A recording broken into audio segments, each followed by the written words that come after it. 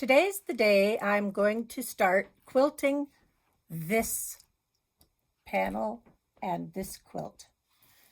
I've been looking at it for a couple of weeks now as it's been hanging up on my wall, and I've got it all sandwiched together.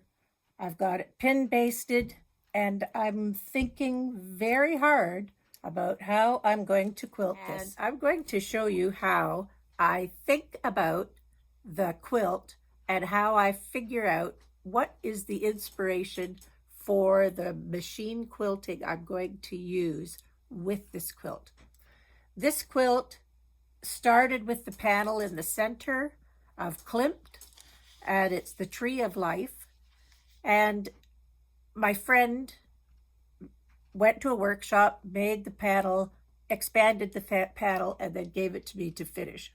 So I'm now thinking, how am I going to incorporate the inspiration from that panel and put it on the quilting of this quilt that I have constructed from my stash? Well, the first thing I do when I am trying to figure out what a quilting design might look like is I take a photograph of the quilt, the whole quilt, and I take a photograph that is black and white, and then I can either put a piece of acetate in front of it and use a marker and decide where my lines are going to go, or I could draw directly on here because it's just one piece of paper and I can print out 10 of them if I want to print out 10 of them. So that's not a big deal. But having something that I can play with and doodle on gives me a great deal of satisfaction, and it gets all those silly ideas out of my head that I know that I won't be able to manipulate free motion stitching on such a big quilt. This is a big quilt. It's a huge quilt. It fills the whole table.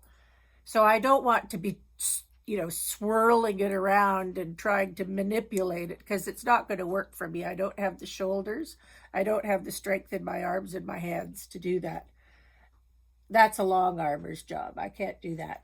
But I can make a nice design on here using a section at a time and working on a plan.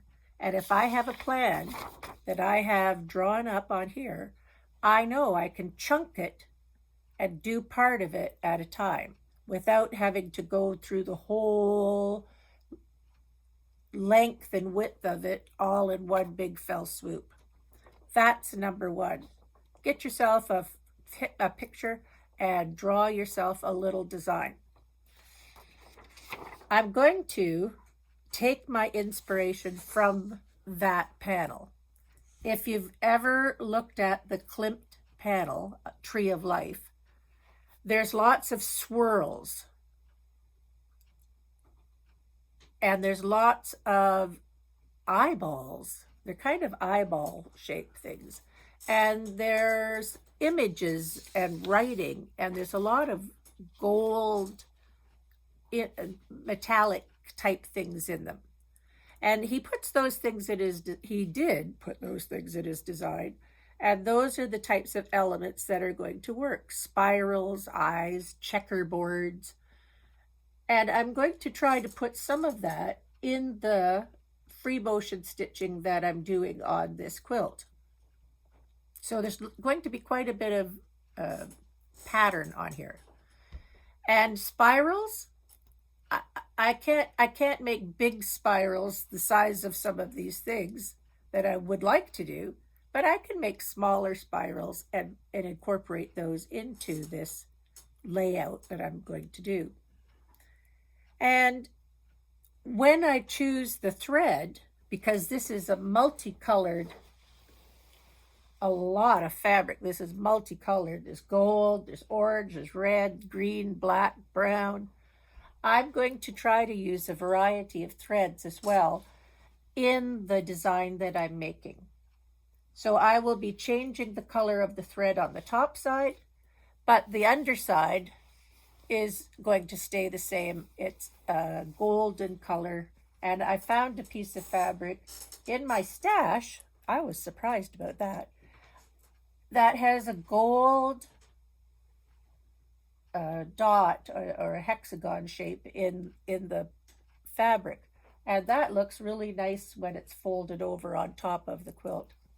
I was really happy about that choice as well. So the underside, the bobbin thread is going to be that golden color, and the top side, there's going to be a number of different colors that I use for the stitching on top. I don't think I'll do any walking foot quilting at all. I think it's all going to be free motion. I haven't quite decided what I want to do yet with the original panel section in the center. I'm toying with some long stitch handwork, but handwork doesn't sort of suit me very well, so I'm still thinking about that section in the center. But one of the things I'm going to show you an inset. One of the things on this quilt in the original panel, there's a shape, and it might be a human figure, but I think it's a bird. I've read some information about the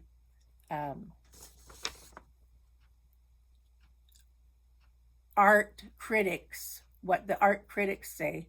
And right here on the tree, there's this little shape. And when I look at it, it could be a person. And I think it probably is a person.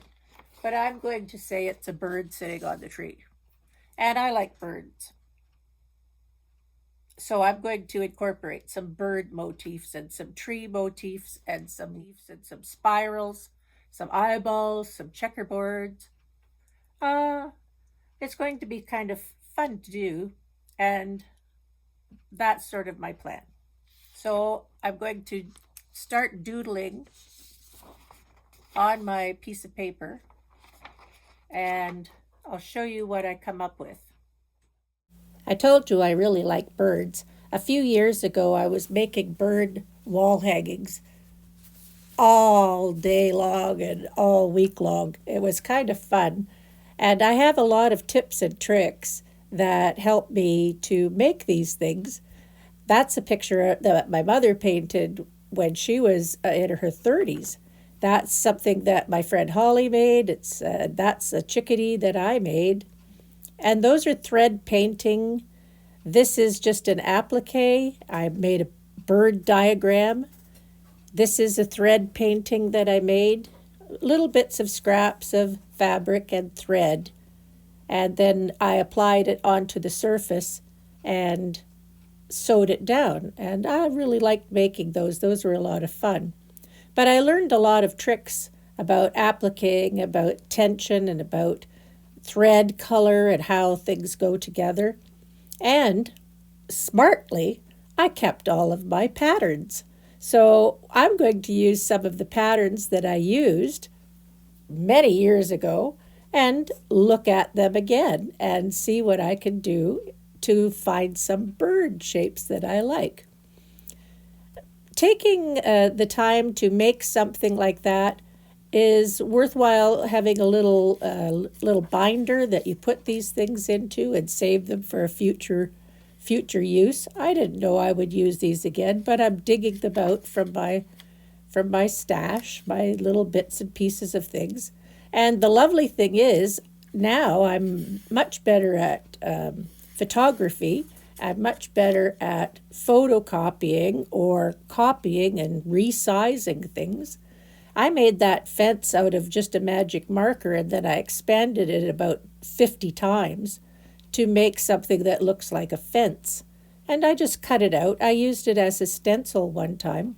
And anything like little leaves and diagrams that you like, save little clips.